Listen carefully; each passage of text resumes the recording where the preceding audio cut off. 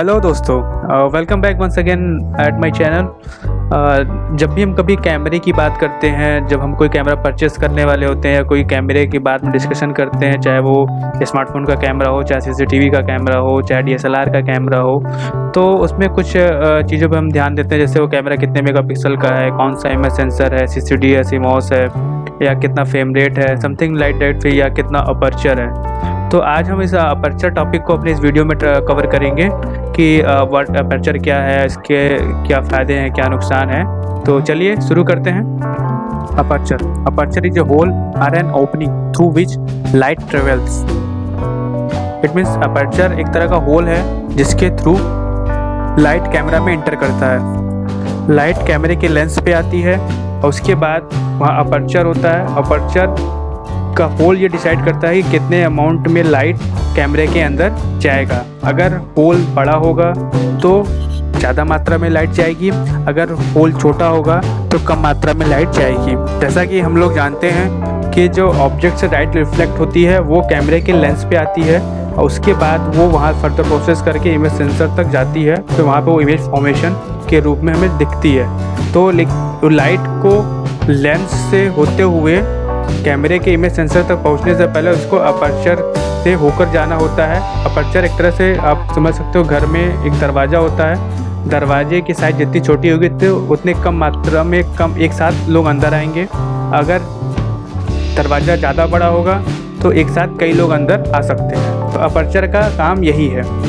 Aperture को हम F से डिनोट करते हैं और उसकी रिस्पेक्टेड जो वैल्यू होती है उसके बाद वो न्यूमेरिक फॉर्म में लिखते हैं। जैसे सामने आपको स्क्रीन पर दिख रहा है, एक कैमरा है जिसके नीचे अपर्चर f4 है और दूसरा कैमरा है जिसके नीचे उसकी वैल्यू दी गई f16।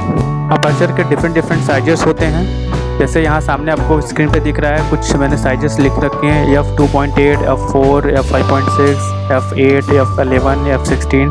इसी तरह और भी नंबर्स में होते हैं। तो ये अपर्चर के वेरियस साइजेस हैं। आपके सामने कुछ अपर्चर की साइजेस हैं। पहला है f1.4 है, दूसरा f2.0 है, इसी तरह लास्ट का f8.0 है। आपने एक चीज़ नोटिस किया इसमें कि जो वैल्यू छोटी है f1.4 उसका होल उतना ही बड़ा है, और जो वैल्यू f8.0 है बड़ी है वैल्यू है लेकिन इसका होल उतना ही छोटा है। तो अपर्चर के केस में यही होता है कि हम इस तरह समझ सकते हैं कि जो वैल्यू जितनी बड़ी होगी f के बाद उसकी होल उतना ही छोटा होगा, और जो वैल्यू छोटी होगी तो उसका होल उतना ही बड़ा होगा। क्योंकि हम ऐसा क्यों है वो भी यहाँ पे भी डिस्कस कर लेते हैं। एक्चुअल है क्या, आप देख रहे होंगे f/1.4 है, f/2.0 है, f/2.8 है, तो ये सब आप देख रहे हैं फ्रैक्शनल वैल्यू है। तो फ्रैक्शनल वैल्यू कभी भी f1.4 का हम लिखे 1/1.4 और f8.0 को लिखे 1/8। तो आप हमेशा जब इसको डिवाइड करेंगे 1 से तो आपको वैल्यू जो आएगी हमेशा f का 1/8 वाला वैल्यू जो है वो हमेशा कम होगा इन कंपैरिजन टू f1.4 से। ठीक है, इसी तरह f4 है और f8 है, इस पर कंपैरिजन करके हम समझ सकते हैं कि अगर 1/4 इसको 1/8 लिखेंगे तो इसकी वैल्यू जब इसको हम हल करेंगे तो हमेशा जो 1/4 की वैल्यू ज़्यादा होगी इन कंपेरिजन टू 1/8 के। इमेज कैप्चरिंग में अपर्चर बहुत इंपॉर्टेंट फैक्टर होता है। मैंने एक ही ऑब्जेक्ट की 3 अलग कंडीशन में यहाँ पे एक पिक्चर आपको शेयर की स्क्रीन पे। पहला है जो लार्ज अपर्चर पे है, मीन्स इस पर अमाउंट ऑफ लाइट ज़्यादा पास हुई है तो इसमें इमेज काफ़ी इसमें एक्सपोजर बढ़ गया, इमेज का ब्राइटनेस ज़्यादा हो गई है। दूसरा मीडियम एक्सपोजर पे है, मतलब मॉडरेट आपका साइज रखी गई है, उसमें इमेज क्लियर है। और तीसरा स्मॉल अपर्चर पे है जिसपे जो अपर्चर साइज काफ़ी छोटी है, इसमें बहुत कम मात्रा में लाइट पास हुई है, इसमें इमेज आप थोड़ी डार्क हो गई है।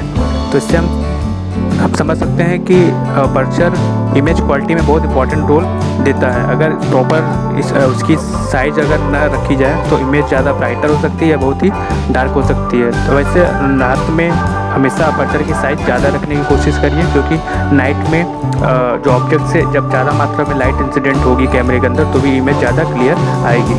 दिन में उसी हिसाब से आपको अपर्चर साइज रखनी पड़ेगी। So guys, close this session. I hope you enjoyed this. Bye bye, take care friends.